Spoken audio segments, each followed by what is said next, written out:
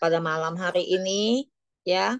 Mari sebelumnya kita akan berdoa terlebih dahulu ya. Oke, mari kita berdoa. Bapa dalam surga, kami mengucap syukur Tuhan. Pada malam ini kami boleh berkumpul bersama Tuhan dalam pembahasan kitab kisah para rasul. Kami mohon Tuhan berkati kami semua ya Tuhan, agar kami dapat mengerti ya Tuhan isi hati dari Tuhan sendiri ya Tuhan. Kami percaya Engkau berkati uh, khususnya untuk penginjil Abraham yang akan membawakan firman Tuhan ini. Biar Tuhan pakai dia sehingga kami semua bisa mengerti untuk firman yang akan disampaikan. Berkati juga teman-teman kami yang mungkin masih belum sempat atau mungkin masih dalam perjalanan. Biar Tuhan juga yang menolong mereka semua untuk bisa bersama-sama mengikuti Zoom meeting ini. Kami bersyukur Tuhan, kami serahkan waktu ini dari mula sampai akhir. Berkati kami semua, buka hati kami, pikiran kami. Kiranya hanya tertuju kepada Engkau. Di dalam nama Tuhan Yesus kami berdoa dan mengucap syukur. Amin. Ya, persilakan ya. Langsung aja ya, Pak Abraham bisa memimpin, bisa membawakan firman Tuhan. Oh ya. Teman-teman kalau boleh dibuka ya layarnya ya, supaya kita bisa ada kontak ya. Jangan namanya saja ditertera. Tolong ya dibuka kalau bisa diusahakan ya. Supaya pembicaranya juga bisa melihat orangnya gitu. Iya. Ya, terima kasih untuk kesetiaannya. Ya. Selamat malam, Bapak Ibu sekalian.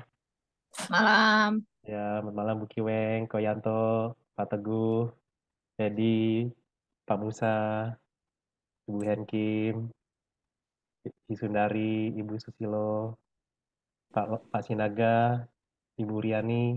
Kalau RY ini siapa ya? Harriet siapa ya? Yani. Oh, Riani, Riani Oh, ya. Ibu Riani. Oh ya, oke oke. Oh, ada dua ininya. Pakai dua Yang nih, handphone. Hah? nih Roni. Oh, Roni Yang nih. Oh, sorry sorry. Oh, Roni yang nih. Buka Oh, dong fotonya, iya iya makanya iya. Oke bingung oke. nih. Ayo buka Belum mandi. dong. Nggak Belum apa-apa di mandi. sini, nggak masalah. Baru nyampe. Oke oke. Ya, kalau memang bisa buka kameranya silakan dibuka ya, rekan-rekan. Oke, teman-teman sekalian, kita akan mulai pengantar kitab Kisah Para Rasul pada malam hari ini. Oh ya, oke. Tidak apa-apa, Pak Teguh.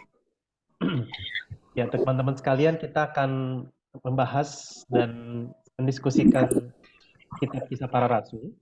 Memang namanya agak unik ya, kitab yang kita sudah bahas di beberapa waktu yang lalu yang sudah kita baca, karena memang bicara tentang kisah para rasul berarti seharusnya banyak rasul yang diceritakan. Tapi ternyata meskipun rasul-rasulnya ini ada 12, di mana awalnya sudah sempat ada yang menggantikan Yudas Iskariot yaitu Matias, tapi kalau rekan-rekan masih ingat, ternyata kitab kisah para rasul ini justru lebih banyak awalnya mengisahkan tentang Rasul Petrus. Meskipun dia ditemani Yohanes, tetapi lebih seringnya dia yang berkhotbah, dia melakukan mujizat, dan seterusnya. Sempat juga disebutkan tentang ada Rasul Yakobus, tapi hanya sedikit saja ayat yang menceritakannya karena dia dikatakan dibunuh dengan pedang oleh perintah Raja Herodes. Nah, kemudian yang lebih dominan lagi di dalam kisah para rasul adalah tentang Rasul Paulus. Jadi kalau kita bicara tentang kitab kisah para rasul, ternyata yang sangat dominan antara Petrus dan Paulus. Jadi sebenarnya ini kitab kisah para rasul atau kitab kisah Petrus dan Paulus. Nah, tapi ada juga yang bicara tentang kisah para rasul ini lebih tepatnya tentang kisah penyebaran Injil ke seluruh dunia. Karena memang kalau rekan-rekan ingat, setiap kita membaca kisah-kisahnya, maka Injil diceritakan sampai kemana, sampai kemana, sampai kemana, sampai ke satu tempat tertentu, ke Athena, dan seterusnya, ke Korintus. Jadi kita bisa lihat di dalam kisah-kisahnya, kitab ini menceritakan tentang bagaimana Injil bisa tersebar luas ke berbagai penjuru dunia.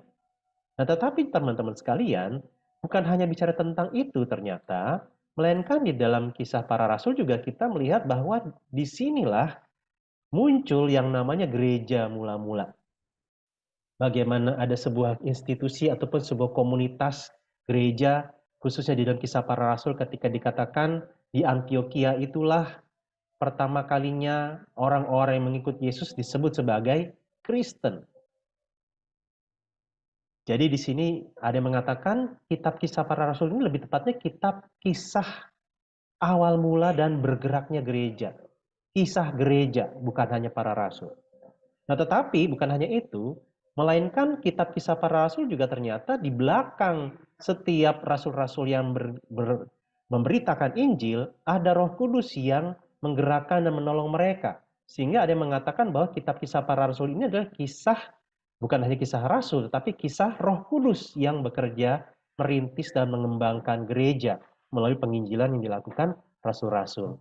Nah, rekan-rekan sekalian, apapun nama kitabnya, pada akhirnya memang kita melihatnya sebagai kitab kisah para rasul, dan di sini kita akan melihat bagaimana Injil ini bisa tersebar luas sampai ke berbagai tempat.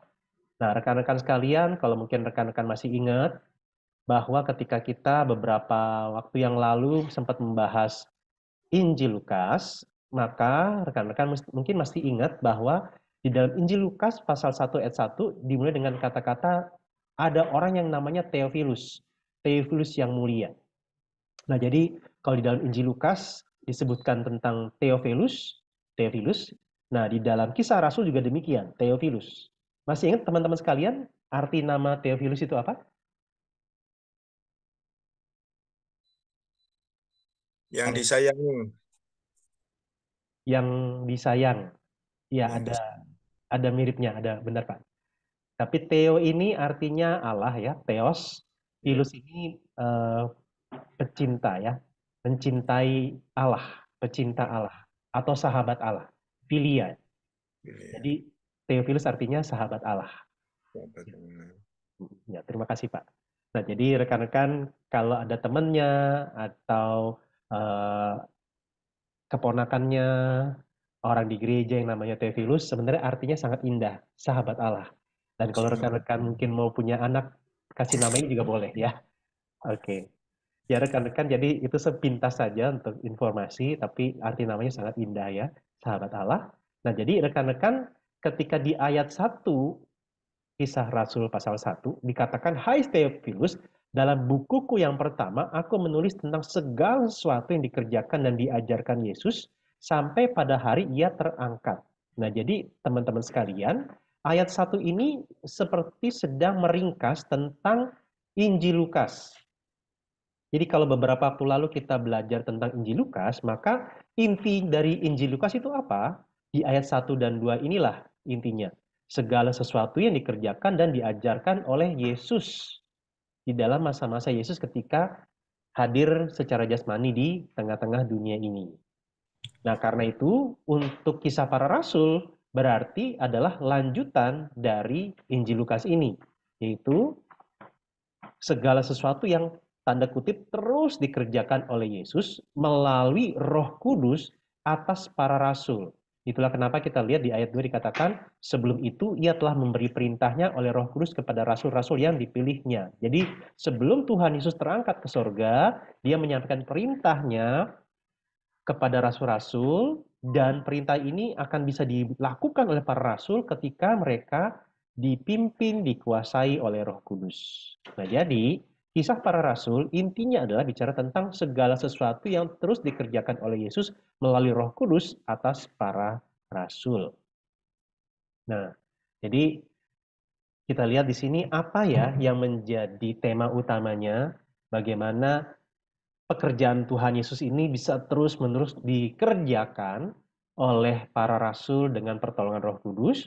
Nah, kisah Rasul ayat pasal 1 ayat 8 inilah yang menjadi kuncinya, menjadi tema besar dari kitab kisah para rasul. yaitu tetapi kamu akan menerima kuasa kalau Roh Kudus turun ke atas kamu, dan kamu akan menjadi saksiku di Yerusalem dan di seluruh Yudea dan Samaria dan sampai ke ujung bumi. Kamu di sini adalah para rasul, orang-orang percaya yang nantinya juga akan percaya kepada Kristus melalui pemberitaan para rasul.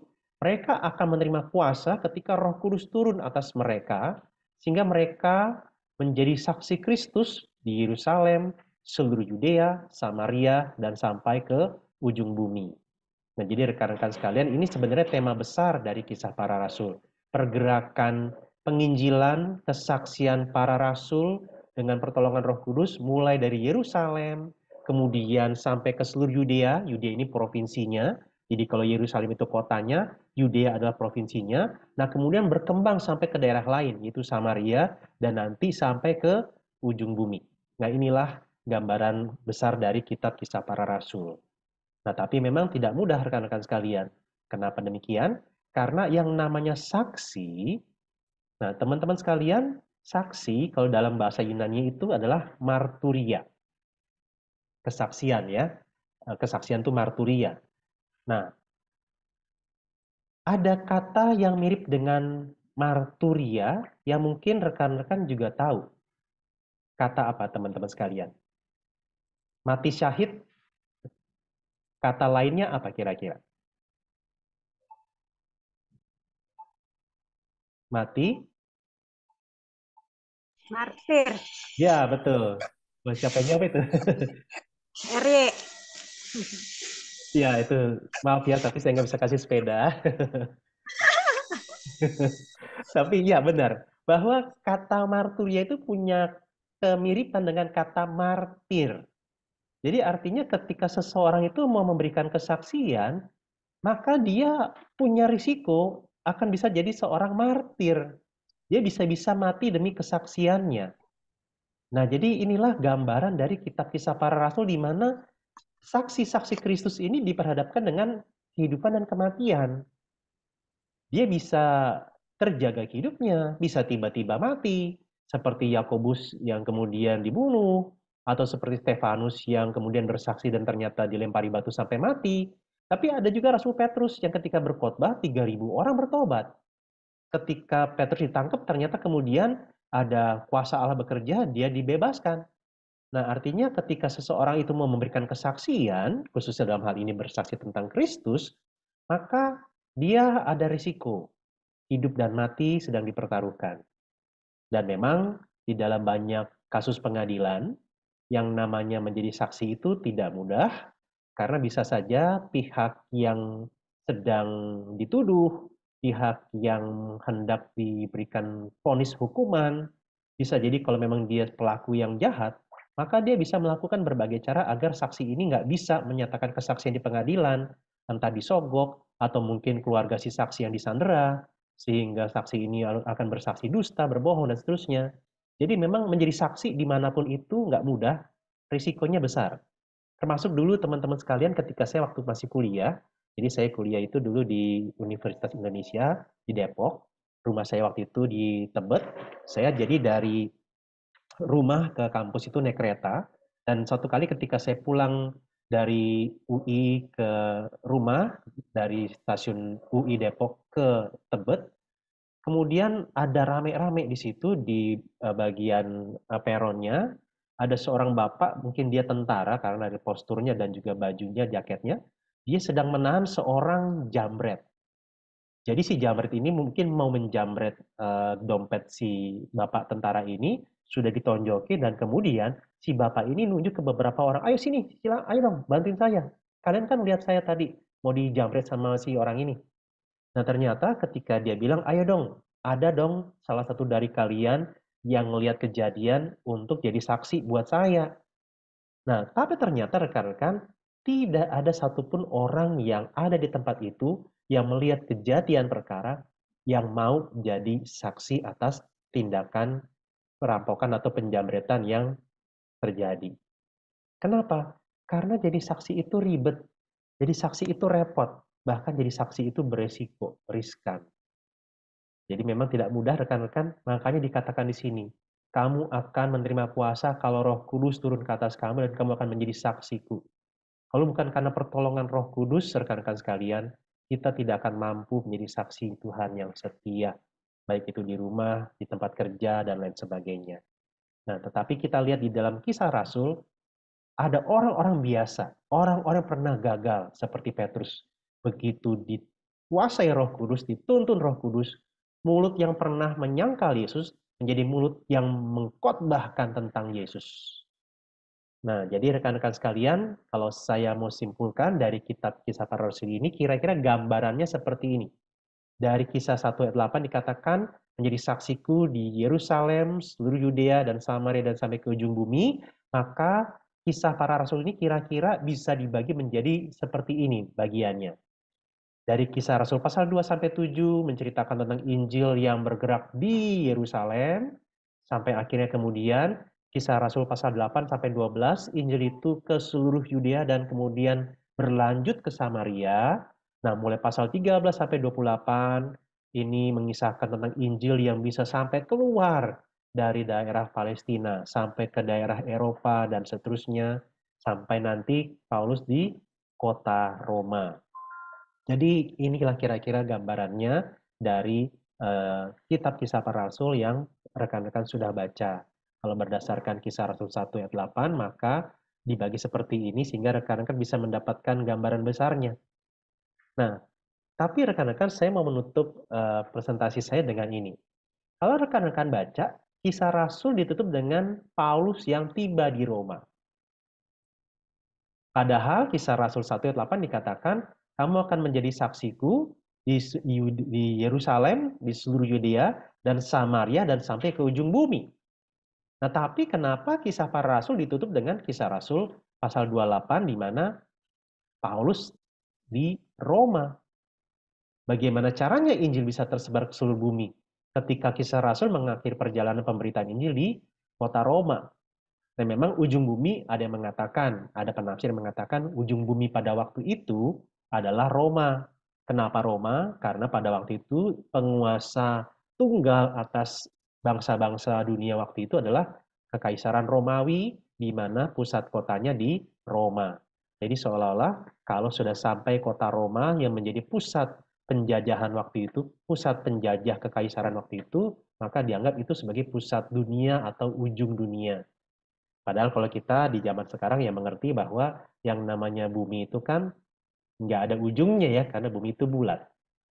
Nah, tetapi ada yang mengatakan seperti itu. Maksudnya itu kiasan, mengatakan bahwa Injil sampai ke pusat dunia yaitu Roma.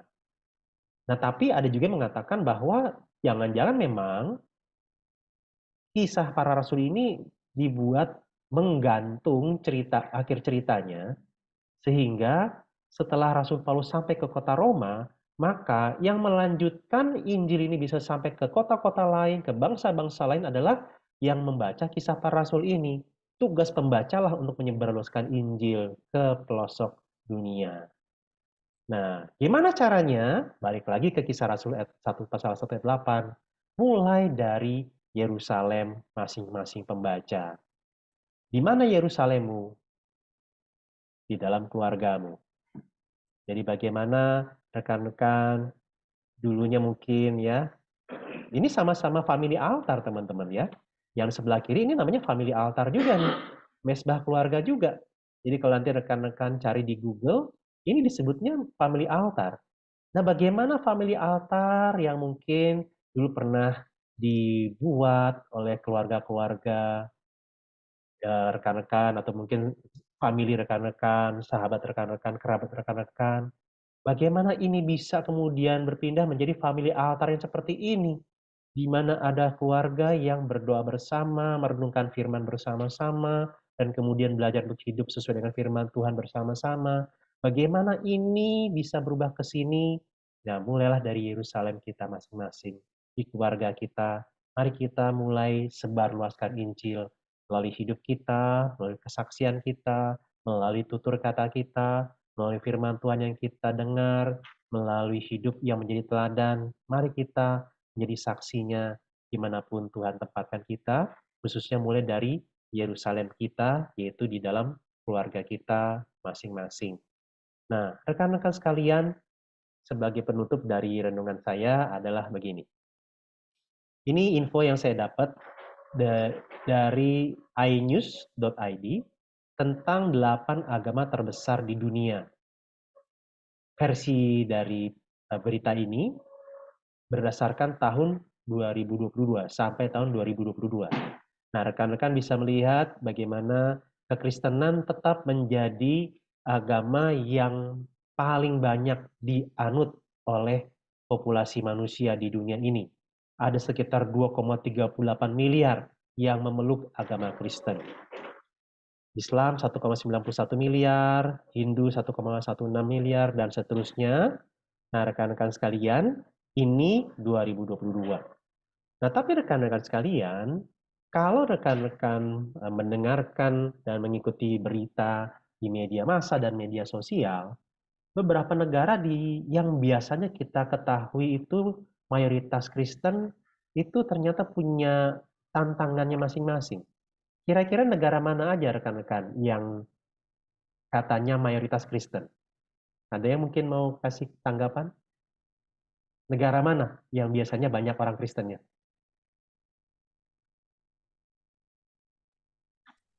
Negara-negara di Eropa, Pak. Ya, di Eropa pada umumnya kita asumsikan ya. Ya. Terima kasih, Pak. Nah, tapi rekan-rekan sekalian, kalau nanti rekan-rekan coba cari tahu lebih lanjut, ternyata banyak orang di sana yang tidak mau menikah, kalaupun menikah nggak mau punya anak, kalaupun punya anak hanya punya satu, dan seterusnya. Nah, jadi populasi orang-orang asli Eropa itu sendiri itu sudah makin menurun. Nah, beberapa bulan lalu mungkin rekan-rekan ada yang pernah dapat info juga bahwa di Jepang ada yang namanya resesi seks. Resesi seks di sini maksudnya adalah populasi manusia di Jepang itu akan mengalami penurunan yang sangat drastis di beberapa tahun ke depan. Karena apa? Orang-orangnya itu tidak mau menikah. Kalaupun mau menikah, nggak mau punya anak. Tapi umumnya nggak mau menikah. Kenapa? Karena biayanya besar untuk hidup. Kemudian kalau si perempuan menikah menjadi istri, maka dia bisa jadi akan jadi ibu rumah tangga. Ngapain dia kuliah capek-capek, ngapain dia kerja kalau ternyata ujung-ujungnya jadi ibu rumah tangga dan seterusnya. Nah, kemudian berbagai hal yang lain akhirnya apa? Kalau dihitung-hitung dengan gaya hidup seperti itu, maka bisa jadi dalam hitungan 10, 20, 30 tahun ke depan, bisa-bisa Jepang akan punah. Nah, demikian juga di Eropa dan Amerika, khususnya Eropa. Jadi orang-orang Eropa, orang-orang asli Eropa itu sudah makin berkurang jumlahnya, apalagi yang beragama Kristen juga. Nah, di sisi yang lain makanya kalau rekan-rekan baca informasinya, ternyata di negara-negara Eropa itu banyak menerima imigran. Imigran-imigran ini atau orang-orang luar Eropa yang kemudian tinggal dan hidup di sana, ternyata kebanyakan orang-orang dari daerah Timur Tengah. Iya, orang-orang bukan hanya Afrika ya, tapi orang-orang dari Timur Tengah dan orang-orang yang menganut agama ini. Jadi, di saat negara-negara Eropa, mungkin juga orang-orang Eropa yang Kristennya sudah semakin menurun jumlahnya, maka di sisi yang lain, orang-orang dengan agama di nomor ini, mereka akan makin naik jumlahnya, sehingga nanti satu saat yang di sini akan pindah. Yang Kristen akan ke nomor 2 dan seterusnya. Sehingga ketika yang ini jadi yang paling besar di dunia, maka kita perlu memberitakan Injil lebih kuat lagi, lebih sungguh lagi. Nah, karena itu rekan-rekan sekalian, mari kita sebelum hal itu terjadi, mari kita terus mendoakan agar Injil bisa disebarluaskan. Dan kalau dulu orang-orang Eropa bermisi menginjili ke Asia, jangan-jangan sekarang tiba waktunya orang-orang Asia yang harus memberitakan Injil ke Eropa. Nah, semoga bagian ini menjadi bahan untuk doa kita, agar banyak orang bisa kenal Tuhan, banyak orang bisa mengalami keselamatan di dalam Kristus. Demikian sharing dari saya, semoga bisa memberkati kita. Silakan kalau dari rekan-rekan ada yang mau memberikan tanggapan atau ada yang mau bertanya, dipersilakan.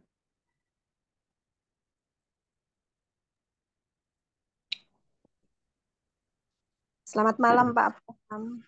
Ya, selamat malam Ibu Endang. Ya. Terima kasih untuk penjelasan Bapak dari kisah para rasul ini. Ada satu hal yang kami mohon penjelasannya, Pak. Membaca kisah para rasul ini, saat Rasul Paulus itu mengabarkan Injil, kan banyak orang yang percaya maupun orang yang tidak percaya. Ya. Untuk orang yang tidak percaya ini, di situ juga disebutkan sudah dinubuatkan oleh di kitab Nabi Yesaya bahwa ada orang yang sudah ditetapkan Tuhan untuk tidak bisa menerima ajaran Tuhan, ajaran Yesus Kristus, dan orang-orang ini akan binasa, orang-orang yang tidak percaya ini. Lah pertanyaan saya, apakah sudah menjadi ketetapan Tuhan kalau ada sekelompok orang yang nantinya itu tidak akan menerima Kristus, tidak mau diinjili. Jadi itu sudah awalnya Tuhan sudah tahu bahwa itu nanti ada orang si A ini yang percaya, si B ini yang tidak percaya. Ya, itu pertanyaan saya lah. Terus kemudian bagaimana implementasinya di dalam kehidupan kita sehari-hari? Apakah kalau kita melakukan sebuah dosa gitu, kemudian kita melanggar firman Tuhan, itu juga sudah menjadi ketetapan Tuhan. Meskipun kita tahu ya kalau kita melanggar itu adalah kita nuruti godaan iblis, ya kan Pak? Jadi apakah iblis itu juga sudah ditetapkan Tuhan untuk menjadi pemenang pada saat kita mengalami pergumulan-pergumulan di dalam kehidupan kita sehari-hari di dalam realisasinya seperti itu. Kemudian yang kedua, di situ juga di ayat berapa ya Pak? 19 atau 28 ya. Saya agak lupa ayatnya.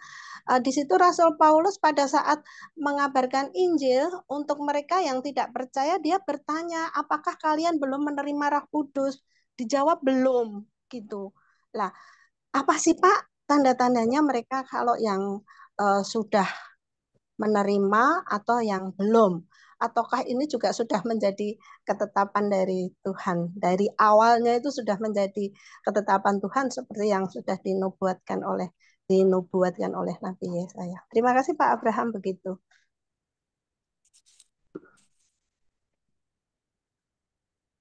Ya, baik. Terima kasih Ibu Endang untuk pertanyaannya. Berarti ada dua pertanyaan besar ya, ketetapan Allah, bahwa apakah ketika seseorang itu menolak Tuhan, menolak Injil, apakah itu sudah ditetapkan Tuhan? Di satu sisi ia sudah ditetapkan Tuhan, dinubuatkan Tuhan, tapi di sisi yang lain Alkitab juga mengatakan bahwa itu ada peran dan tanggung jawab manusia. Jadi ini dua hal yang berjalan bersamaan yang tidak perlu dipertentangkan. Seperti halnya misalnya kisah Yudas Iskariot. Yudas Iskariot itu Tuhan bilang bahwa ada orang yang akan menyerahkan dia, maksudnya menyerahkan Yesus, nah tetapi celakalah dia yang melakukannya. Jadi maksudnya sudah dinubuatkan bahwa nanti akan ada orang yang mengkhianati Yesus. Nah, kalau sudah dinubuatkan kan berarti seolah-olah orang itu menjadi alat. Dia pasif. Nah, cuma Tuhan Yesus mengatakan, tetapi celakalah dia yang melakukannya. Artinya itu ada tindakan aktif juga dari orang tersebut. Sehingga kalau rekan-rekan masih ingat kisah Yudas Iskariot di dalam Injil Yohanes, dia ini menjual Yesus karena apa? Di dalam Yohanes pasal 12 dikatakan dia ini seorang pencuri. Pencuri dalam artian dia itu suka nilep uang kas kelompoknya Tuhan Yesus ini. Artinya, Yudas Iskariot ini sepanjang kehidupannya mengikut Tuhan, dia masih mata duitan. Sampai akhirnya dia melihat Yesus pun sebagai, nah apa untungnya Yesus buat saya jual aja. Nah jadi itu cocok dengan godaan iblis atas hidup dia. Nah jadi kalau dibilang ketetapan Allah, ya, tetapi tanggung jawab manusia, iya. Jadi ketika ada orang yang menolak Tuhan, itu karena hatinya dia juga yang mengeraskan hatinya. Nah, jadi itu yang pertama. Yang kedua, kalau gitu, bicara tentang ketetapan dan pilihan, sebenarnya di dalam kekristenan itu kita semua menerima ya, tentang pemilihan dan ketetapan Allah. Bahkan ada lagu-lagunya ya, misalnya, Kau telah memilihku sebelum dunia dibentuk. Nah, ada lagu seperti itu dan banyak orang menyanyikannya, banyak orang Kristen menyanyikannya dan gak ada yang protes. Artinya bahwa banyak orang Kristen pun menyadari bahwa dia ini bisa seperti ini karena ada pilihan Tuhan, pemilihan Tuhan atas hidup dia. Nah, tinggal pertanyaannya Allah memilih berdasarkan apa? Nah, ini yang memang sebenarnya jadi perdebatan teologisnya. Nah, cuman intinya ketika ada penetapan Allah, di situ ada tanggung jawab manusia juga. Makanya misalnya kisah tentang Nabi Elia, itu di dalam surat Yakobus, dikatakan dia berdoa agar tidak turun hujan. Padahal di dalam kitab 1 Raja-Raja, Allah sudah bilang sama Elia bahwa tidak akan turun hujan karena Allah sedang mendisiplin umat Israel waktu itu. Logikanya begini, kalau memang Allah bilang nggak akan turun hujan, kalau Allah bilang akan turun hujan, pertanyaannya kenapa ya? Kok Elia malah berdoa? Kalau udah pasti turun hujan dan atau nggak turun hujan, ngapain lagi berdoa? Nah, justru inilah yang menarik bahwa ada ketetapan Allah, ada tanggung jawab manusia, sehingga karena kita nggak tahu siapa yang menolak Tuhan, siapa yang menerima Tuhan, bagian kita, mau nggak kita menerima Tuhan? Mau nggak kita menerima firman Tuhan? Nah, berkaitan dengan kemenangan iblis atas kita ketika kita jatuh dalam dosa, nah rekan-rekan sekalian, mungkin nanti kita akan baca itu di dalam surat Efesus. Efesus pasal 2, ayat 1 sampai 3. Kita itu ketika gagal atau jatuh dalam dosa, itu ada tiga dorongan, tiga godaan yang membuat kita bisa jatuh dalam dosa. Tiga sumber. Yang pertama, penguasa kerajaan angkasa, yaitu iblis, ada godaan iblis. Yang kedua, mengikuti cara dunia ini, jalan dunia ini, atau maksudnya nilai-nilai keduniawian, di mana di situ ada iblis juga yang mempengaruhi. Dan yang ketiga, hawa nafsu daging. Nah, hawa nafsu daging itu dari diri kita. Nah, jadi iblis membisikkan kita untuk memberontak terhadap Tuhan, dan kita lihat di dunia ini ada nilai-nilai duniawi yang membuat kita untuk kemudian tidak mau ikut Tuhan. Nah, yang ketiga itu dari diri kita sendiri, ada godaan. Ibaratnya misalnya rekan-rekan di gereja ada poster tulisannya jangan dibuka. Terus rekan-rekan lewat. Waktu teman-teman baca jangan dibuka, respon teman-teman apa? Penasaran. Penasaran. Terus dibuka atau dilewatkan? Malah justru Nah, instruksinya kan jelas ya, jangan dibuka. Tapi kita malah buka. Nah, artinya dari dalam diri kita sendiri, kita juga ada godaan. Jadi nggak selalu kita jatuh dalam dosa gara-gara iblis. Bisa jadi karena keinginan kita sendiri juga. Nah, itu. Ya, jadi semoga bagian ini menolong kita juga untuk menyadari, jadi nggak usah terlalu sering menyalahkan iblis juga, karena seringkali kita juga yang terjebak oleh keinginan diri kita. Begitu. Nah, untuk pertanyaan yang kedua tadi adalah tentang menerima Roh Kudus, yaitu memang ada di ketika Kisah Rasul pasal 19, kalau saya tidak salah, ketika Rasul Paulus itu lagi di Efesus ya. Jadi waktu Rasul Paulus ada di Efesus, itu dia ketemu dengan sejumlah orang, tetapi mungkin rekan-rekan perlu baca lagi nanti ya, bahwa itu dimulai dengan kata-kata bahwa ada orang-orang yang sebenarnya itu mengikut Yesus, tapi hanya tahu baptisan Yohanes. Baptisan Yohanes ini maksudnya baptisan dari Yohanes Pembaptis. Nah, baptisan Yohanes Pembaptis adalah baptisan pertobatan, maksudnya adalah baptisan di mana orang-orang yang mau dibaptis itu, mereka bilang, saya mau ninggalkan dosa. Misalnya dulu saya suka mencuri, saya nggak mau lagi, saya mau berbuat baik. Dulu saya misalnya berzina, sekarang saya mau setia. Nah, itu. Jadi baptisan pertobatan maksudnya seperti itu, yang di dalam Kisah Rasul 19. Nah, artinya dia belum mengalami baptisan dalam nama Bapa dan Anak dan Roh Kudus. Gitu. Jadi makanya di dalam Kisah Para Rasul 19 itu Paulus seperti membaptis ulang orang-orang ini karena orang-orang ini adalah pengikut Yohanes Pembaptis. Gitu kira-kira.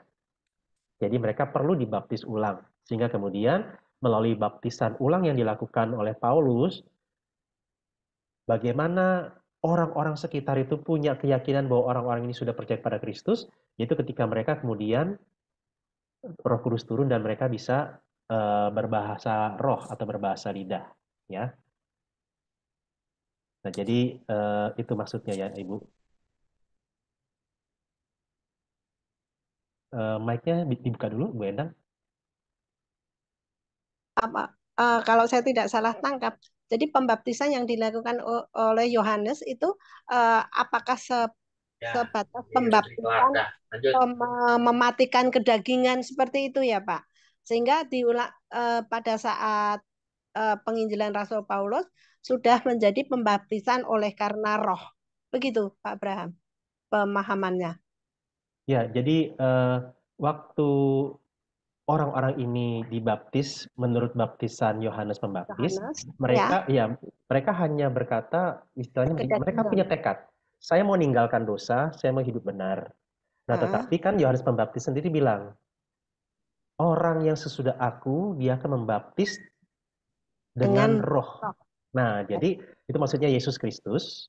Nah, kemudian jadi maksudnya orang-orang ini pengikut Yohanes Pembaptis ini mereka belum dibaptis menurut iman percaya kita dalam nama Bapa dan Anak dan Roh Kudus yang diajarkan oleh Yesus kepada para rasulnya. Jadi mereka ibaratnya mereka perlu tanda kutip dibaptis ulang. Gitu. Tanda kutip ya dibaptis ulang. Iya. Ya, terima kasih Pak Abraham. Ya, sama-sama Ibu. Sebelum melanjut ke pertanyaan, kita foto dulu aja kali ya. Takutnya ntar pada kabur. Tolong semua videonya dibuka ya supaya bisa kelihatan mukanya, wajahnya yang ganteng-ganteng dan cantik-cantik. Tolong ya dibuka semuanya. Biasanya sih pakai atas ya kayaknya. Sundari. Ini permutasi unsur beda sih, bukan permutasi unsur sama sih. Sundari, Ibu Susi. Ini udah catat? Masih belum ini, Ibu Sundari. Ini bisa tolong dibuka kameranya. Terus yang mau di ada yang banyak unsur yang mau diambil. Sundaris, Ibu Susi, belum dibuka ini kameranya ya. Berapa? Nanti tulisan nama doang nih, bulat-bulat. Nggak ada wajahnya. Mesti lihat tetap, ntar lihat soalnya dulu. Bisa dibuka. Ada juga permutasi siklis. Oke, saya coba foto ya. Ini biasanya buat ini nih, apa sih kayak soal satu kali lagi. Bundar, terus orang ada berapa kemungkinan orang tuh pindah-pindah tempat, misalnya cowok, cewek, sebelahnya siapa cowok. Ribet lah pokoknya. Boleh dilanjut. Peluang beneran. Terus ini. Ya, silakan dilanjut lagi siapa yang mau bertanya. Kalau saya mau tanya, saya Yanto. Silakan Ko Heri. Dicatat ya permutasi siklis ya. Ini di Kisah Para Rasul 8 ayat 16. Kenapa ya? Sebab Roh Kudus belum turun di atas seorang pun di antara mereka, karena mereka hanya dibaptis dalam nama Tuhan Yesus.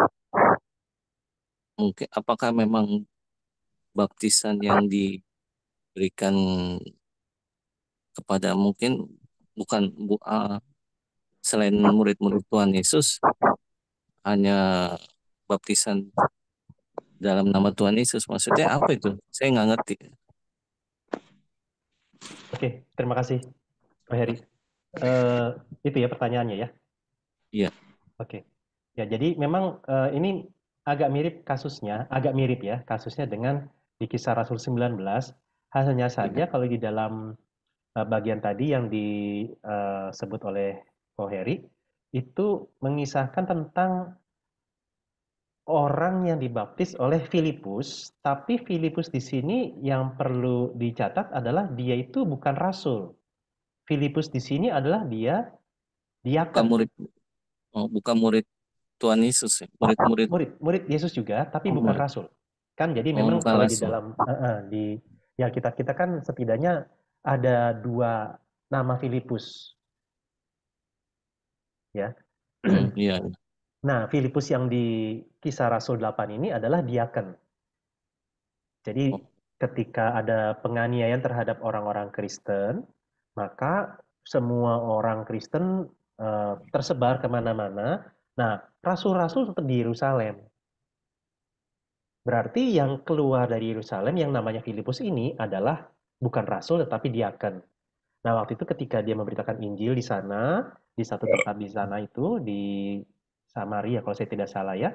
Nah, di Samaria itu kemudian dia membaptis sebagai simbol bahwa orang-orang ini adalah orang-orang percaya kepada Yesus Kristus.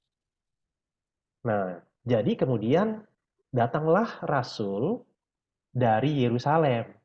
Jadi Petrus dan Yohanes datang ke sana sebagai rasul yang mengesahkan pertobatan mereka dan masuknya mereka dalam komunitas umat Tuhan, sehingga di dalam bagian ini kemudian Petrus dan Yohanes datang dan membaptis, tanda kutip membaptis ulang mereka. Jadi otoritasnya otoritas rasul di dalam pembaptisan ini. Kalau yang Maksudnya, Filipus diaken, dia lebih kepada menolong orang-orang Samaria itu untuk mengambil komitmen mengikut Tuhan. Gitu. Ya. Tapi ditulis dia pas rasul-rasul datang, dia baru menerima Roh Kudus. Iya, betul.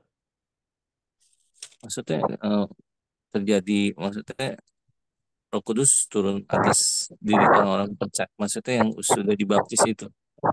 Ya, jadi ketika para rasul, khususnya Petrus dan Yohanes datang ke Samaria, ketika mereka membaptis orang-orang Samaria itu, maka kemudian Roh Kudus turun. Dan kemudian orang-orang Samaria itu mengalami ya kepenuhan Roh Kudus dan seterusnya. Jadi ini semacam ini tadi lagi ya, ada kaitannya antara Kisah Rasul 1 ayat 8. Yerusalem, seluruh Yudea, Samaria sampai ke ujung bumi. Nah, jadi pergerakannya itu adalah ada rasul-rasul yang datang dan kemudian Roh Kudus turun. Rasul-rasul datang, Roh Kudus turun. Rasul-rasul datang, Roh Kudus turun. Itu polanya. Nah, jadi dalam kisah yang tadi disorot oleh Koheri, yaitu tadi. Samaria kan tadi Kisah Rasul 1 ayat 8 kan menyebutkan Samaria ya. Nah, bagaimana pembaca, khususnya Theophilus, punya keyakinan bahwa Injil sudah sampai di Samaria. Lihat dari 2 variabel ini, dua indikator ini. Ada Rasul, ada Roh Kudus. Gitu. Oke. Kalau misalkan pertanyaan sekarang gitu, zaman sekarang, kan kita sebagai orang percaya dengan Tuhan Yesus, kita maksudnya membawa orang-orang yang belum percaya datang ke gereja, terus dibaptis gitu. Baru turunnya Roh Kudus. Maksudnya dibaptis oleh seorang pendeta gitu.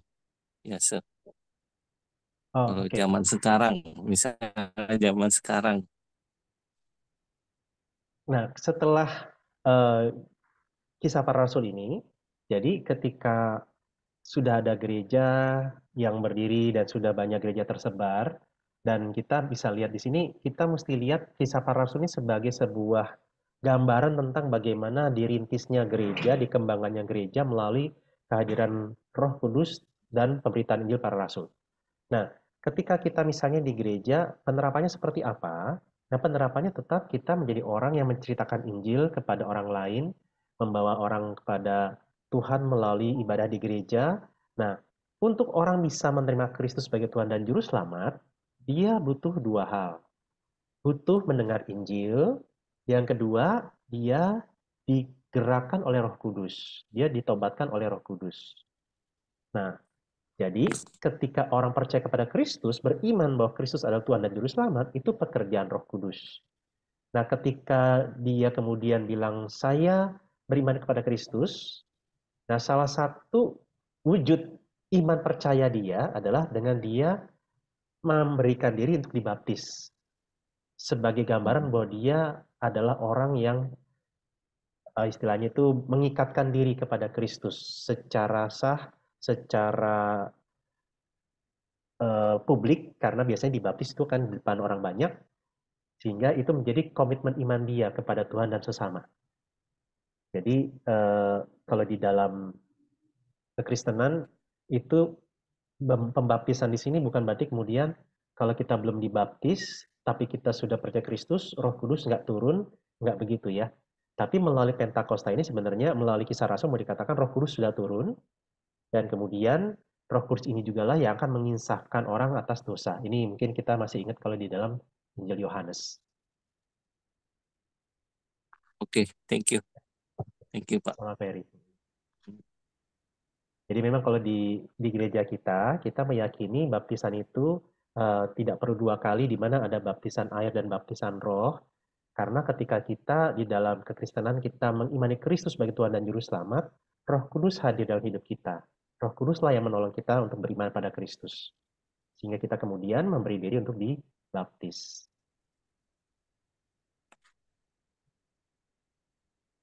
Ya, semoga membantu untuk jawaban dari saya ya. Oke, Thank oke. you, Ferry. Thank you. Pak.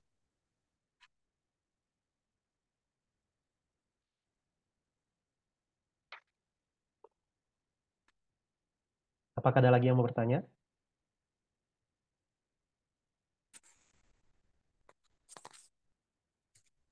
Halo Pak Abe, Halo, ya.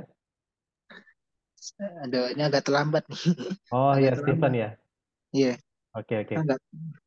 Saya boleh bertanya Pak, Boleh. bagaimana caranya Pak kita bisa meningkatkan iman kita kepada Kristus? Bagaimana caranya kita meningkatkan iman kita kepada Kristus? Ya, gitu doang. Oke. Ya ini melibatkan 3 hal ya. Yang pertama, diri kita sendiri punya tanggung jawab itu untuk mengisi hati dan pikiran kita dengan firman Tuhan. Yang kedua, tetap ada pertolongan Roh Kudus. Kita minta pertolongan Tuhan sehingga kita bisa bertumbuh. Bertumbuh di sini artinya kita, yang namanya bertumbuh kan berarti kita berakar ya. Kita berakar kuat dalam firman Tuhan. Bertumbuh berarti ada proses, berarti ada jatuh bangunnya. Nah, kemudian berbuah artinya ada karakter-karakter Kristiani yang muncul. Semakin mengasihi Tuhan, semakin mengendalikan diri, semakin bisa bersuka cita meskipun sedang mengalami kesulitan dan penderitaan, hati tetap mengalami damai meskipun mungkin lagi mengalami tekanan, bisa lebih sabar kepada orang lain dan seterusnya. Nah, itu jadi itu 2 hal ya. Kita ada tanggung jawab pribadi kita, yang kedua kita tetap minta pertolongan Roh Kudus. Nah, yang ketiga adalah komunitas orang percaya. Kita nggak bisa bertumbuh sendirian. Kalau kita hanya mengatakan saya hanya butuh Tuhan untuk bertumbuh, itu kita nanti jadi seperti katak dalam tempurung. Kita merasanya kita sudah bertumbuh, padahal ternyata jangan-jangan belum. Kenapa? Bagaimana kita tahu kita bisa mengasihi orang lain? Harus ketemu orang lain. Bagaimana kita bisa tahu kita sabar? Harus ketemu sama orang yang bikin kita nggak sabar. Jadi kita perlu berinteraksi dengan orang lain, perlu komunitas, orang percaya untuk saling menguatkan, saling mengingatkan, saling menegur, saling menghibur, dan seterusnya. Jadi kita butuh 3 hal tadi ya. Pertolongan Tuhan, tekad di dalam diri, dan juga komunitas untuk mendukung kita. Ya, begitu. Semoga bisa membantu ya secara singkat. Oke Pak, siap. Tapi nggak pernah instan ya namanya pertumbuhan itu ya. Karena biasanya kalau pertumbuhan instan tuh kayak pohon toge ya. Cepat numbuh, cepat jatuh. Ya, itu instan yang tidak benar juga sih sebenarnya ya. Ya, tapi saya nggak bilang jangan makan toge lagi. Itu cuma contoh aja. Oke. Ya, silakan kalau ada lagi dari rekan-rekan yang mau bertanya. Saya Pak, Oh ya, silakan Pak Teguh. kalau kita membaca Kisah Para Rasul yang pasalnya yang ke-8 itu ya Pak ya. di ayat 39. Dan setelah mereka keluar dari air, Roh Tuhan tiba-tiba melarikan Filipus, dan sida-sida itu tidak melayatnya lagi. Ia meneruskan perjalanannya dengan sukacita. Tetapi ternyata Filipus ada di Asdod. Ia berjalan melalui daerah itu dan memberitakan Injil di semua kota sampai ia tiba di Kaisarea. Jadi kan ceritanya kan sida-sida dari Ethiopia ini kan sedang bertanya tentang kitab Yesaya, Pak ya, kalau nggak salah ya. Ya, benar, Perjanjian Pak. Lama kepada Filipus. Nah, ini Kak, apa? Rasanya kan belum tuntas ya, Pak. Kok tiba-tiba ya, Pak ya. Ini apakah ada penjelasannya tiba-tiba dan tiba-tiba, dan setelah mereka udah tiba-tiba Roh Tuhan melarikan Filipus dan sida-sida itu tidak melihatnya lagi. Jadi kok terjadi mujizat sedemikian langsung menghilang gitu ya. Saya bayangkan seperti I Dream of Jenny gitu Pak ya, bisa celing langsung hilang gitu Pak ya. Kok apa ya kira-kira Pak, kok maksud Tuhan melarikan, kemudian di ayat 40 tiba-tiba sudah ternyata Filipus ada di Asdod. Asdod itu apakah nama suatu kota juga itu Pak? Kemudian Iya, apa yang dimaksud dengan sida-sida itu apa Pak? Begitu Pak, mohon penjelasannya. ya, terima kasih Pak. Jadi sida-sida ini semacam kalangan orang yang memang bekerja di istana kerajaan, semacam pegawai Orang kerajaan. berpangkat gitu ya Pak ya? Iya, cuma memang ini umumnya seperti Kasim. Oh, Iya, orang yang dikebiri. iya betul Pak. Jadi karena bekerja di istana, punya potensi untuk ketemu selir-selir raja, biasanya secara umum di banyak kerajaan mereka itu dikebiri. Termasuk juga Daniel, Sadrak, Mesak, Abednego, mereka juga itu kemungkinan besar dikebiri karena mereka adalah orang-orang penting istana yang punya potensi untuk disukai selir-selir raja. Karena mereka udah pinter, ganteng lagi. Ya, jadi memang tantangan buat raja waktu itu ya, bisa kalah bersaing. Nah, jadi itu. Nah, sida-sida ini juga kemungkinan seperti tadi, tetapi intinya apakah dia dikebiri atau tidak, kita tidak tahu, bisa jadi kemungkinan besar sudah dikebiri, cuma intinya dia adalah salah satu pegawai yang ada di istana raja, orang Iya. penting kerajaan, tapi yang menariknya dia tertarik dengan agama Yahudi, dia ingin belajar lebih dalam tentang Allahnya orang Yahudi, sehingga dia itu mau beribadah ke Yerusalem. Jadi dia ingin beribadah kepada Allah, dan yang menariknya mungkin karena dia orang bangsawan, dia punya gulungan kitab Yesaya itu. Meskipun dia nggak utuh ya, tapi biasanya gulungan-gulungan ini nggak utuh. Nah, cuman intinya dia punya akses, punya cara untuk bisa punya itu. Jadi dia orang yang sangat istimewa. Nah, tapi kita lihat di sini adalah kisah tersebut menceritakan tentang bahwa ternyata ada orang-orang yang sebenarnya rindu untuk mengenal Allah yang benar. Dan mereka butuh orang yang sudah tahu kebenaran untuk menuntun mereka. Jadi secara prinsip itu inti kisahnya. Dan Filipus diaken ini yang Tuhan utus agar orang seperti sida-sida ini tidak sia-sia dalam mencari Allah yang benar yang ingin dia temui itu. Nah, begitu itu terjadi, setelah selesai pembaptisan, dikatakan Roh Kudus melarikan Filipus. Jadi memang ada terjadi kejadian luar biasa. Jadi inti pesannya adalah tugasnya Filipus cukup sampai situ. Memperkenalkan dan menolong sida-sida ini ketika baca Yesaya, tahu, oh itu yang dimaksud dengan ayat-ayat tadi adalah tentang Kristus. Jadi memang secara pesan aplikasinya adalah kita perlu belajar Alkitab baik-baik, sehingga kalau nanti ada orang yang nanya, mungkin orang non-Kristen tapi pengen belajar tentang Alkitab, pengen belajar tentang Yesus, kita bisa tuntun mereka ya di dalam kemampuan kita juga untuk bisa kenal Yesus. Karena kadang-kadang ada orang-orang yang mungkin nanyain tentang kekristenan hanya buat ngejebak kita, tapi ada juga orang-orang yang menanyakan tentang kekristenan karena ketulusan pengen tahu kebenaran.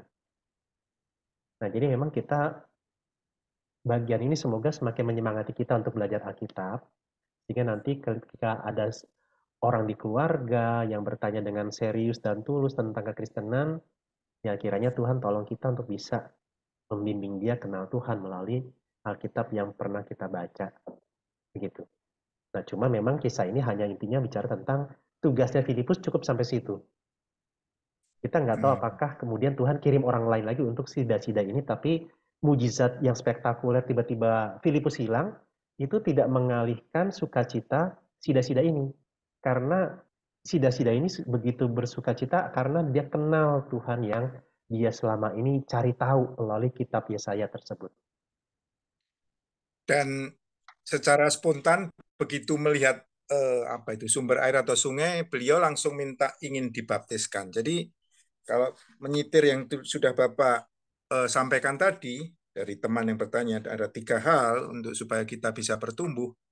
Artinya Roh Kudus sudah menggerakkan hati sida-sida tersebut untuk secara proaktif minta dibaptis oleh Filipus. Ini kan kisah ini juga sungguh-sungguh luar biasa, Pak ya. Jadi selain karena dia ada rasa kerinduan yang mendalam, ingin tahu gara-gara membaca kisah dari gulungan kertas dari kisah Yesaya, maka dia timbul kerinduan ingin dibaptis. Jadi benar-benar di sini kita boleh belajar bahwasanya dia sudah bicara dari hati kecilnya digerakkan oleh Roh Kudus, dan Roh Kudus membimbingnya untuk berkata dalam hatinya dan langsung berkata keluar secara verbal menyampaikan permintaan itu kepada Filipus. Jadi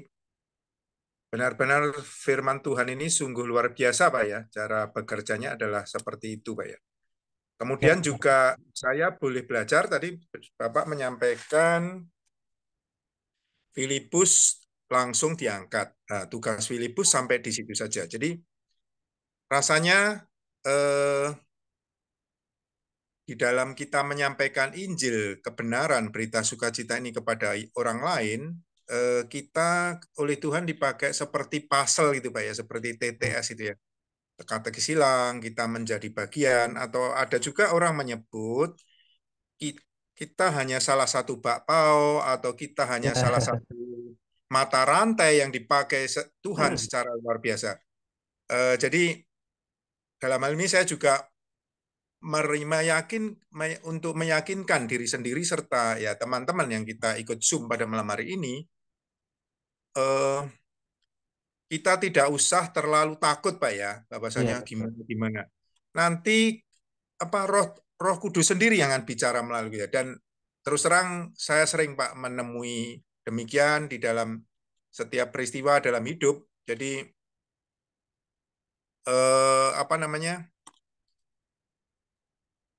kita ketemu dengan suatu hal, maka otomatis kita setiap hari sudah memberi makan diri kita dengan Injil ini, otomatis akan bekerja.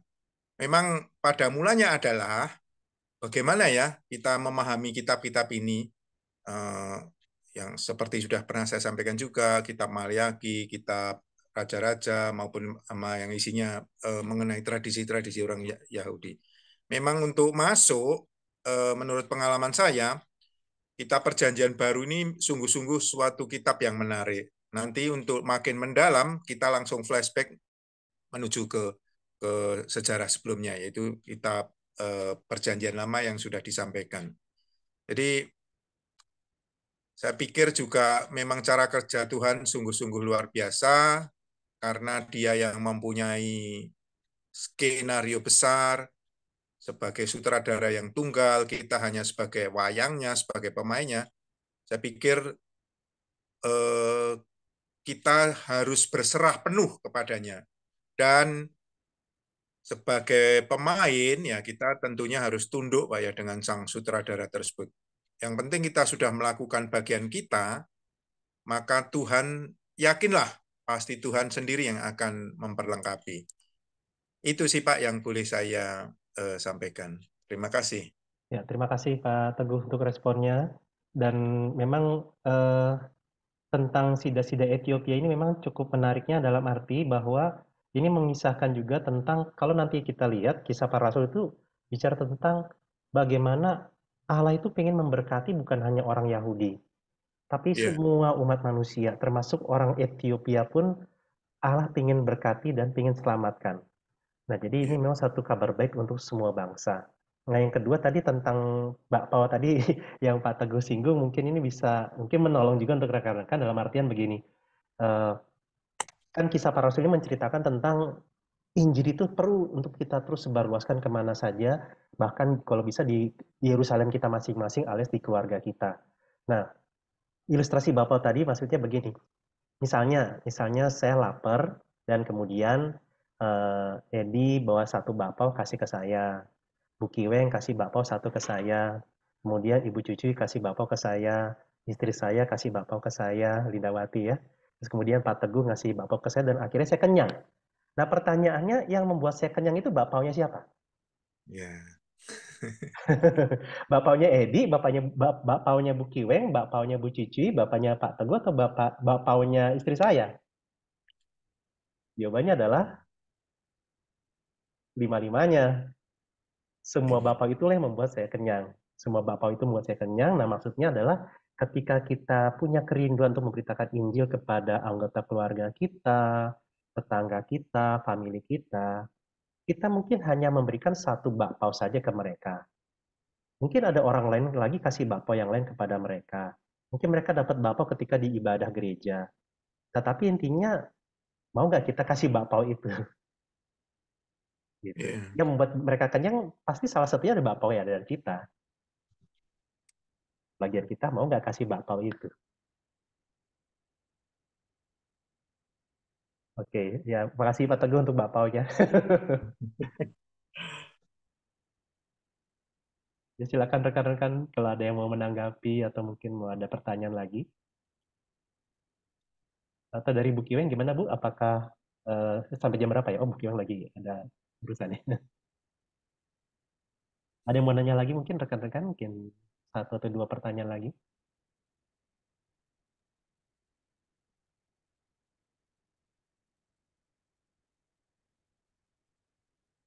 Atau mau foto lagi? Ini kayaknya nambah orangnya. Nah, berarti Oh, satu Gimana, Pak? oh Ko Heri mau nanya dulu ya? Oke, oke. Nah, soal tadi kayaknya ada dua tambahan yang baru masuk.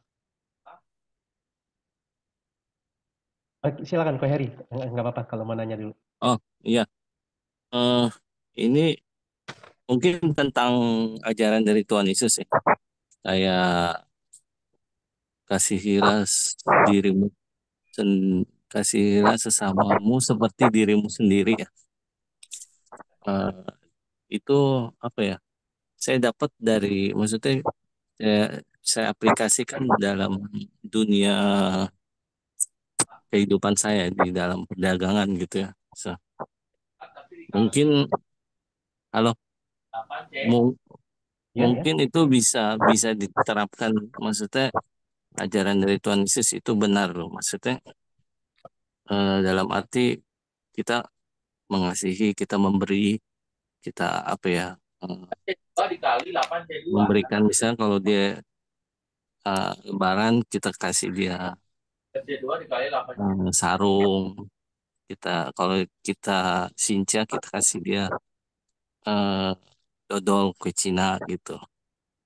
Mungkin dia bisa merespek gitu. Apa mungkin ya begitulah, maksudnya dalam arti dia akan memberikan yang terbaik gitu loh, maksudnya yang sudah diajarkan kepada dalam diri saya dalam kehidupan sehari-hari. Begitu. Maksudnya sih begitu. Maksudnya dalam arti ajaran Yesus itu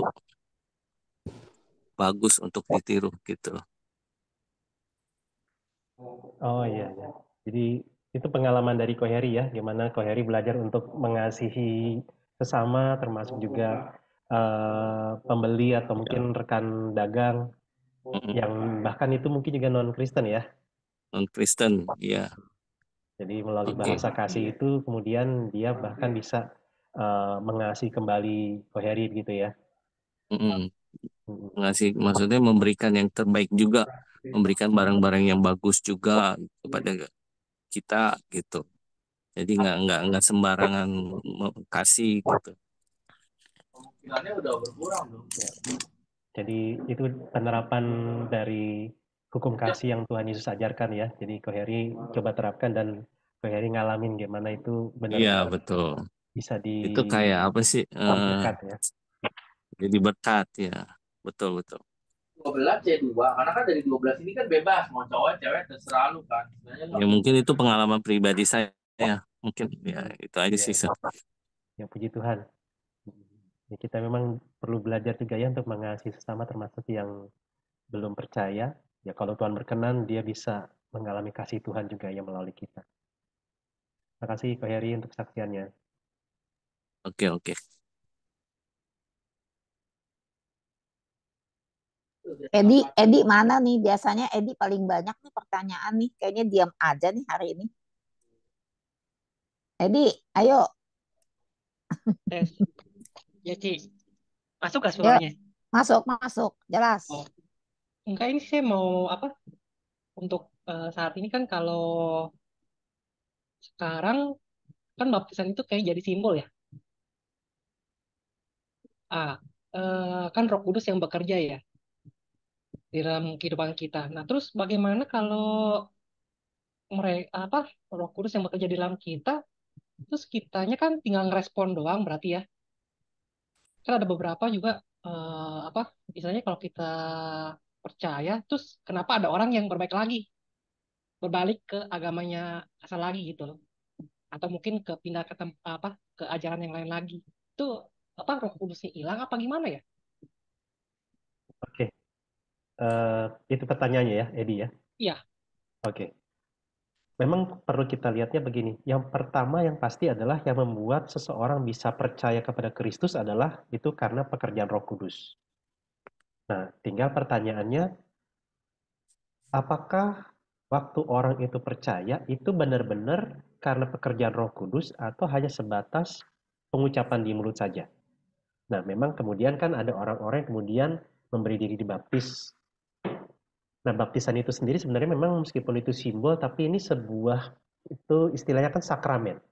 Sakramen itu sesuatu yang sebenarnya adalah secret, kalau dalam bahasa Inggris, tetapi juga sacred, suci. Jadi ini sebuah misteri Allah yang menggambarkan manusia yang berdosa bisa bersatu dengan Allah melalui simbol itu. Jadi ini sebuah simbol yang sebenarnya sangat sakral, sangat sacred. Nah, cuma memang kadang-kadang orang-orang itu bisa saja jadi Kristen hanya sebatas supaya misalnya bisa lebih diterima di lingkungan, supaya bisa menikah dengan pasangannya. Sehingga kadang-kadang ada orang-orang yang kemudian motivasinya itu bukan karena benar-benar percaya. Bahkan ada sebuah kesaksian seorang bernama Karl Marx, mungkin rekan-rekan mungkin ada yang tahu. Dia ini orang Yahudi, tapi kemudian ketika pindah tempat tinggal bersama dengan papanya sekeluarga, lingkungannya itu orang-orang Kristen.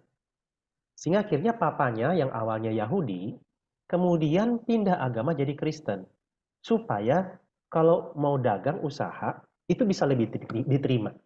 Nah, jadi kita bisa lihat ini salah satu contoh bagaimana ada orang yang dibaptis bukan karena iman percaya kepada Kristus, tapi ngomongnya aja, saya percaya kepada Kristus, padahal sebenarnya supaya bisa diterima untuk di lingkungan sosial, lebih mudah bekerja, dan lain sebagainya.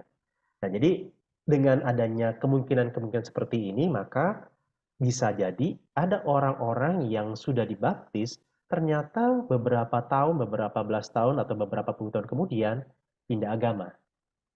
Gitu. Jadi hal-hal seperti ini yang membuat kok bisa ya, dia sudah bilang percaya, dia bilang dia mau dibaptis dan sudah dibaptis, kok bisa ya dia pindah agama? Karena ini tadi, ada orang-orang yang ternyata motivasinya ketika mau dibaptis itu bukan karena memang percaya kepada Kristus, tapi karena hal-hal tadi. Gitu. Tapi kita sendiri, kalau memang Roh Kudus bekerja atas hidup seseorang membuat dia percaya, maka saya lebih mengimani bahwa keselamatan yang diberikan kepada kita itu tidak hilang. Jaminannya misalnya di dalam Yohanes pasal 10 ayat 28 sampai 30 bahwa Tuhan Yesus adalah gembala yang baik, dia mengenal domba-dombanya dan domba-dombanya mendengar suaranya dan setiap domba-dombanya itu tidak akan lepas dari pegangan tangannya di mana Kristus dan Bapa adalah satu, tidak ada satupun yang bisa merebut satupun dari mereka karena tidak ada satupun yang lebih besar daripada Bapa. Jadi maksudnya kalau hidup kita sudah kita serahkan kepada Kristus, itu artinya Kristus sudah pegang kita, maka tidak ada satupun yang bisa melepaskan kita dari tangan Kristus. Jadi keselamatan kita di dalam Kristus itu tidak akan hilang. Nah makanya kalau di dalam beberapa contoh itu ada istilahnya jabat tangan Romawi. Kita kan kalau jabat tangan kan biasanya begini ya, telapak tangan ketemu telapak tangan. Nah kalau jabat tangan Romawi itu begini, lengannya dipegang. Nah bedanya apa? Kalau jabat tangannya seperti ini, satu pihak lepas, maka ini bisa cepat lepas juga akhirnya jabat tangannya. Nah tapi kalau jabat tangan Romawi, ketika satu pihak lepasin pegangannya, tapi yang lain masih pegang, maka nggak bakalan bisa lepas nih. Nah inilah kira-kira bagaimana Tuhan pegang kita, meskipun kadang-kadang kita mungkin jatuh dalam dosa, itu ibaratnya kita lagi melepaskan pegangan kita dari Tuhan, tapi Tuhan nggak pernah lepaskan tangannya dari kita. Jadi yang membuat kita yakin kita diselamatkan adalah bukan kita yang kuat pemegang Tuhan, tapi karena Tuhan yang memegang kuat kita. Nah ini yang memberikan kita ketenangan dan damai sejahtera, bahwa hidup kita aman di tangan Tuhan. Ya semoga cukup bisa membantu ya, Edi. Gimana, Ed? Oke, Pak. Makasih, Pak. Oke, sama-sama. Hidup kita cuma di... Masih ada lagi pertanyaan? Ini tolong ya teman-teman kalau bisa ya untuk berikutnya datangnya masuknya lebih awal ya, dari awal gitu, dari jam 7. Ya usahakan ya untuk berikutnya yaitu kita akan bahas Roma kan ya. Kita Roma nanti ya. Tolong semua hadirnya lebih awal gitu, jangan udah terakhir jadi nggak denger.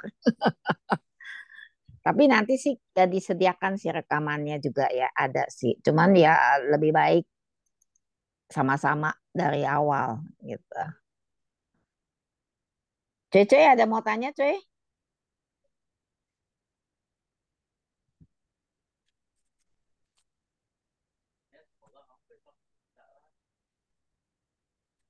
Ada lagi yang mau tanya?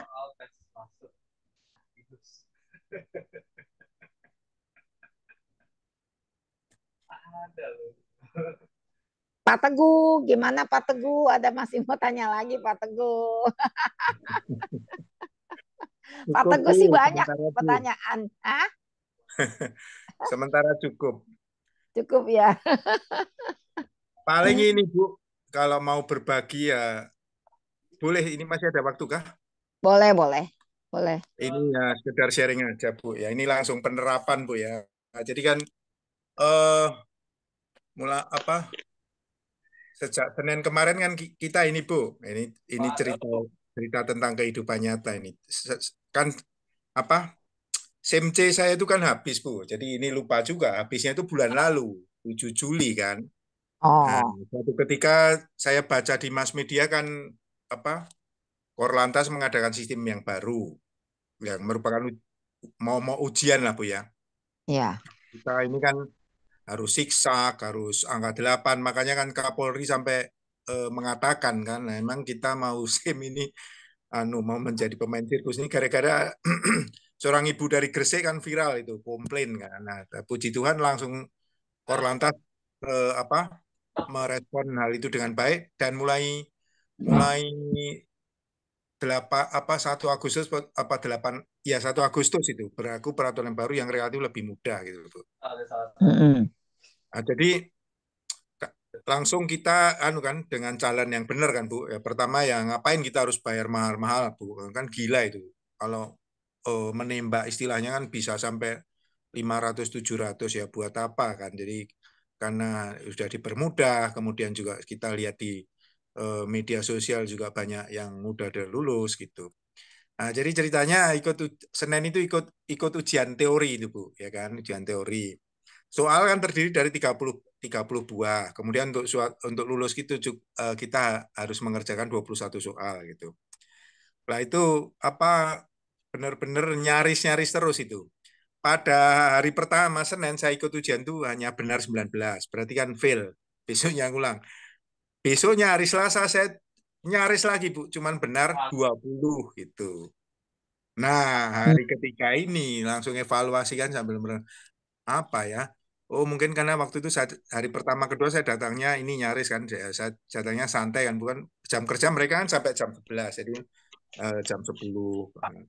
Oh, ternyata juga dibutuhkan ketenangan. Ibaratnya kan memang itu secara komputer Bu ya, jadi komputerized dan tiap hari soalnya ganti-ganti gitu.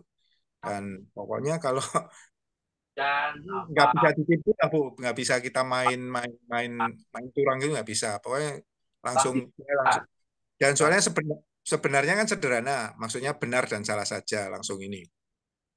Nah, pada saat itulah ya selain mempersiapkan diri, pertama harapan, tidur cukup dan sebagainya, kemudian juga, waduh ini harus berdoa lah ya. Jadi memang apapun juga yang perihal yang masalah yang kau timpa sehari-hari ya mintalah kan ketoklah gitu. Jadi saya berdoa, Tuhan saya kalau boleh ini ujian anulah boleh diluluskan. Saya cukup minta 21 aja benar gitu. Nah, realisasinya hari Rabu itu langsung apa yang terjadi langsung saya mendapat 25 jawaban yang benar. Jadi melalui hal-hal kecil inilah kita sebetulnya berinteraksi. Jadi menurut saya kita sebagai follower Jesus ini, sebagai murid-murid Kristus ini, loh sebetulnya mempunyai hak privilege loh, ya kan Bu? Ya, betul. Mana ada kepercayaan kita kalau kita dialog, ada kesulitan, mengundang Dedi, mengundang Papa, mengundang Bapak. Nggak Iya. ada itu. Di lain-lain tempat nggak ada. Hanya di murid Yesus saja yang kita ini kita bisa percayai, bisa demikian akrabnya kita memanggilnya. Jadi menurut saya dengan hal-hal praktek kehidupan yang sederhana demikian, hal itu menjadi motivasi lebih lagi buat saya, memacu saya untuk tetap keep on contact kan Bu. Jadi Ya, kalau kita dulu masih zaman sekolah minta mau bayar uang SPP ya dulu ya Bu ya, kedua orang tua saya sudah berpulang lebih dulu. Jadi saya dibiayai oleh kakak nomor 2 saya. Jadi walaupun pada saat itu setiap meminta jatah uang bulanan itu takut-takut gitu Bu ya. iya. Padahal beliau itu sudah menyediakan jatah untuk adiknya sekian diberikan. Jadi demikian pula halnya dengan Tuhan. Memang kita tidak bisa Bu ya selalu dipenuhi, tapi apabila hal itu sesuai dengan perkenannya, sesuai kehendaknya, pasti deh dipenuhi. Dan kalau belum ya pasti ditangguhkan atau diam atau bagaimana. Tapi hendaklah tetap meminta dan tetap kita melakukan dialog atau evaluasi dengan diri sendiri. Kira-kira langkah apa yang sudah kita perbuat. Jadi itu salah satu cara untuk memotivasi diri saya agar tetap mempunyai spirit di dalam membaca firman ini. Memang semua tidak mungkin kita ketahui. Namun kita selalu diajarkan bahwa jika engkau diam saja, jika engkau tidak bisa berkata-kata, maka roh sendiri yang akan berkata. Jadi ini kan jaminan yang sungguh-sungguh luar biasa. Jadi kalau hanya kita bermain di tataran teori, pasti hal itu kan tidak nyantol ya Bu ya, tidak akan masuk dalam pikiran kita. Untuk itu perlunya kita mengeterapkannya. Jadi kita tahu satu ayat, kita lakukan. Jadi doa saya selalu demikian agar dimampukan untuk melakukannya itu.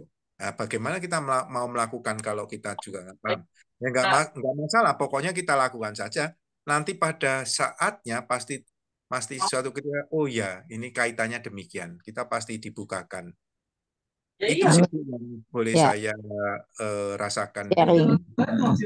pengalaman itu. Ya, makasih Pak Teguh. Ya, memang ya kita baca Alkitab memang nggak 100% yang ngerti semua ya. Kadang-kadang kan bingung sendiri gitu ya. Tetapi nggak usah ini jalan aja terus, baca aja terus ya gitu. Meskipun ya kadang ada yang sebagian yang nggak ngerti mana. Makanya kita bersyukur ya kita bisa ada pertemuan MBA ini justru membantu kita bisa lebih ngerti gitu, lebih Iya, bagus. Mm-mm. benar sekali. Iya, makanya sayang kalau pada nggak ikut, padahal bagus banget ini. Iya, jadi di sini boleh, tadi Pak Abraman sudah menyampaikan pertumbuhan dari diri sendiri, kemudian pertolongan Roh Kudus. Nah, kita justru komunitas orang percaya ini yang kita bisa berbagi hidup, ya kan Bu? Bukan hanya Betul, tentang pengetahuan, tetapi bagaimana gitu. Dan ada gereja yang seperti ini. Jadi memang inilah apapun namanya, tapi justru disitulah kita sungguh-sungguh berbagi. Nah, memang kan nggak mudah ya Bu. Kita tahu firman, teorinya begini, ya itu juga tantangan juga buat kita. Tapi betul. nanti gimana? Boro-boro firman Tuhan yang sangat luar biasa, kasihlah musuhmu seperti dirimu sendiri. Wah, ini kan Nah, itu dia. luar Ngomong teori biasa gampang banget, ya. ya kan? Iya, Dan kalau teori gampang, ngomong teori doang. sangat gampang, ya kan? Nah, Betul. bagaimana ini? Nah, Tapi untuk kalau ini udah kenyataannya, waduh. benar. Makanya kita sungguh beruntung loh ya Bu ya, hidup di Indonesia. Kita sudah mendapat patron itu. Siapa itu? Si Ahok, Iya, BTP, betul. ya kan? Mm, iya, Berani, transparan, profesional. Bukan Basuki iya. Cahayapurnama, tapi benar-benar eh, dia satunya kata dan perbuatan lah. Kita harus mengakui. Walaupun banyak, terutama ya ibu-ibu yang ilfil gimana-gimana. Wah, kalau saya pribadi itu sudah di luar jangkauan kita. Emangnya beliau seorang malaikat? Tidak. Tapi di dalam hal hidup berkenegaraan, khususnya dalam bidang pendidikan politik, khususnya untuk kita kaum yang warga negara kelas 2 ini, sungguh-sungguh luar biasa. Ya, Betul. sorry saya menyinggung sedikit tentang politik, tapi memang ya Pak Abraham juga pasti paham betul lah. Ini tadi juga disampaikan tentang Oh, kamu masih nonton penyebaran tiga belas. kekristenan gitu. Tapi memang ya dalam hal ini nanti kita tetap Oh, meminta sorry, sorry. tuntunan Ya, Tuhan ya. kan. Itu kan salah satu tugas kita, bahwasanya kita sebagai orang percaya jangan sampai melepas hak kita. Kita tetap memilih yang terbaik dari yang terburuk. Kan gitu ya Bu. Ya, Demikian. betul, betul, betul. Karena itulah salah satu partisipasi kita di dalam hidup bernegara. Karena di Perjanjian Baru pasti pasti ada disinggung juga. Dan kalau Mm-mm. nggak salah ada tuh Bu, itu di denominasi internasional juga akan ada seminar itu untuk guidance kita orang percaya hari Sabtu itu kalau nggak salah. Jadi mungkin teman-teman Salah. bisa mengikuti itu nanti. Kalau Bu Weni juga mungkin sudah terima ya Bu ya, gitu. Iya, Bagus betul. sekali. Mm-mm. Jadi saya juga sangat apresiasi Bu dengan ketemu grup MBA ini, terutama secara pribadi benar-benar kita mendapatkan sarana pertumbuhan yang sungguh-sungguh luar biasa. Karena terus terang aja di masing-masing gereja kita kan juga ada kelemahan ya kan Bu. Memang ada sih bacaan hari ini, tapi kan nggak ada pertanggungan jawab. Iya, Nah, betul. pada dasarnya kan manusia itu keset, manusia itu kan pemalas ya. Jadi ya nggak apa-apa lah kita jadi, Betul. kan memang kita harus selalu memikul kuk kita masing-masing kan Bu. Jadi kita ibaratnya sebagai sapi, sebagai pedati, sebagai kuda yang harus mesti dicambuk setiap hari. Dan itu saya pikir Iya, itu betul. tujuannya sangat bagus, mengapa tidak? Nah, karena memang roh kuat, ya. Daging kan lemah kan Bu. Tantangannya Betul. demikian. Jadi Betul sekali. dengan adanya MBA ini sungguh-sungguh Membantu kita kita lah sudah ya. masuk di dalamnya, kita harus memanfaatkan ini dengan sebaik-baiknya. Jadi kecuali memang ada suatu keperluan, tapi kalau nggak ada keperluan, saya pikir sangat sayang kalau hal ini dilewatkan. Ya, betul. Ya. Sekedar sharing dari saya, Bu. Ya, ya. Makasih. Kita foto ulang lagi ya. Boleh, Boleh Bu. dibuka lagi. lagi kameranya. Sorry, ada pertanyaan lagi nih yang Pak Abraham. Sebelum jawab, boleh nggak nih kita foto ulang lagi nih? Soalnya oke. foto ulang dulu ya, sekali lagi ya. Jangan bosen-bosen ya. Siapa lagi? Roni, yang ini, Bu Endang, Vincent ya. Yulung Chen itu Vincent ya. Stephen. Oh, Anak Stephen. Oh ya, Stephen. Oh, Stephen. Ya, Bu. Bisa dibuka kameranya? Bentar, Bu. Bu Endang. Bu Endang boleh dibuka kameranya. Nih, Yulung Chen gimana? Bisa dibuka kameranya? Nah, lengkap dah semuanya dah. Oke ya. Pak, yuk, gigi Pepsodentnya dikeluarin dah. Ya, satu kali lagi.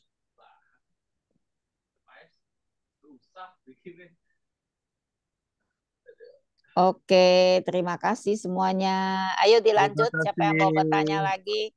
Pertanyaan dari saya, Pak Abraham. Ya, silakan, Kenapa Rasul Paulus maksudnya dia kan di penjara, terus dia masih dia bersikukuh teguh tentang apa kewarganegaraan Roma ya dia kan mempunyai kewarganegaraan Roma yang sangat mahal. Apakah dari sana dia ingin memberitakan Injil tentang Kristus atau apa? Mohon penjelasannya sih Pak Abraham. Ya, oke. Jadi memang kalau ya Paulus ini memang orang yang istimewa dan beruntung ya karena dia orang Yahudi tapi juga punya kewarganegaraan Roma.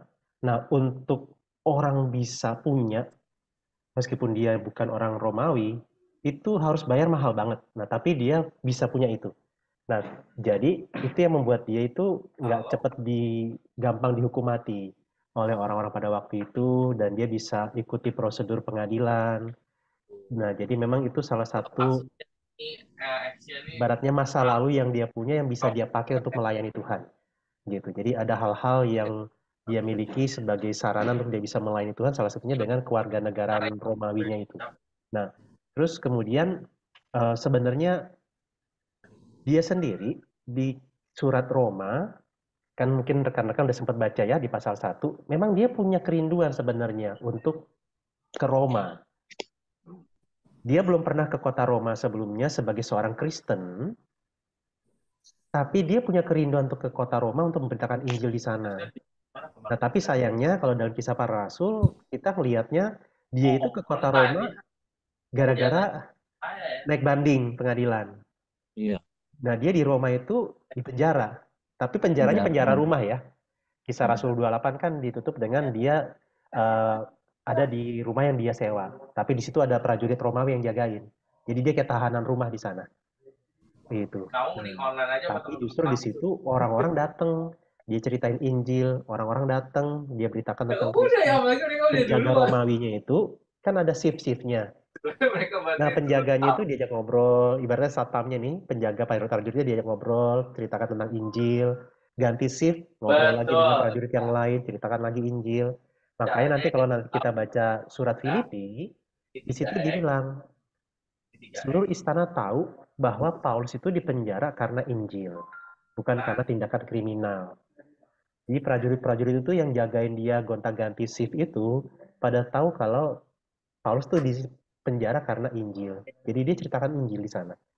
Jadi dengan dia di penjara justru Injil malah bisa tersebar luas. Dan salah satunya dari ketika dia di penjara dia nulis surat. Ada surat-surat yang kita punya di Alkitab itu yang ditulis Paulus itu dia tulis waktu dia di penjara. Jadi kan bisa bayangin ya kalau dia melayani bola-bola di aja kemarin kota-kota kamu kan nggak nggak sempat bisa nulis. STKT. Nah ketika dia diem di penjara dia malah bisa nulis ya surat-surat tertentu tuh dari penjara misalnya Efesus Ya kan dan apa seterusnya. pola? Itu dia tulis waktu dia di penjara. Gambar berarti gambar. Gitu. Jadi ini salah satu tanda kutip berkat tersebut. Terus dia kenapa ingin bertemu dengan Kaisar ya, Pak Abraham? Rasul Paulus. Kalau di kisah para rasul kan memang itu dia semacam taktik dia selain untuk lepas dari orang-orang Yahudi, sekaligus juga supaya dia bisa ke Roma memberitakan Injil di sana. Dan dia sedang memperjuangkan hak dia sebenarnya ya untuk bisa bebas. Karena memang nggak mudah sih. Kalau misalnya dia bisa menang pengadilan di Yerusalem, itu orang-orang yang pengen bunuh dia tuh udah banyak yang nunggu. Kan kalau kita baca tuh sebenarnya ada beberapa kali tuntutan orang-orang Yahudi itu bilang, ayo dong dibawa ke sini. Padahal sebenarnya dalam rencana mereka, itu rombongan yang mau membawa Paulus mau dihadang di tengah jalan, Paulusnya mau dibunuh di situ. Iya. Jadi memang Berarti taktik Paulus juga ya. Taktik Paulus bagus dia. Taktiknya jago juga. Iya. Oke, thank you Pak Abraham. Sama-sama Pak Heri. Ya.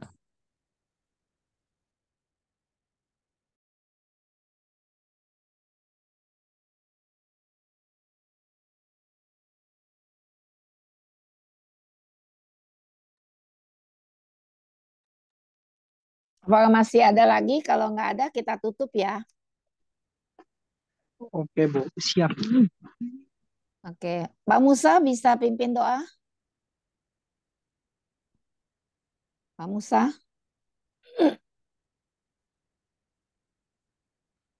Pak Musa? Pak Musa bisa mimpin doa?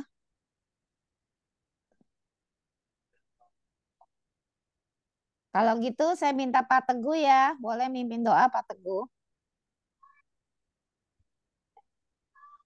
Pak Teguhnya nggak ada ya? Hilang ya? Udah keluar ya? Pak Teguhnya udah itu izin live. Iya, izin live. Oh, minta izin tadi live ya. Oke. Oh iya, saya izin live dulu. Jemput anak saya. Oke. Oke, kalau gitu Herianto bisa pimpin doa tutup. Iya, oke. Yuk kita berdoa. Tuhan Yesus, Tuhan terima kasih Tuhan telah memberikan pencerahan tentang Injil, kisah para rasul, tentang rasul-rasul Paulus, rasul-rasul yang lainnya yang memberitakan Injil dari Yerusalem sampai ke ujung dunia. Tuhan Yesus, Tuhan, biarlah firman yang Kau berikan ini memberikan pengetahuan, penguatan, dan juga pada kami semua Tuhan yang membaca firman-Mu ini Tuhan. Terima kasih Tuhan, biarlah malam ini menjadi pengetahuan yang indah buat kami semua. Hanya dalam nama Tuhan Yesus kami berdoa. Amin. Amin. Terima kasih semua teman-teman untuk partisipasinya. Ya, terima kasih ya Pak Abraham. Terima kasih semua. Pak Abraham. Sama rekan Pak Abraham, terima kasih. Pak Abe, terima kasih. Kita bertemu kembali ya di Kitab Roma ya nanti ya. Ya, sama-sama. terima kasih. Oke. Saya end meetingnya. Thank you.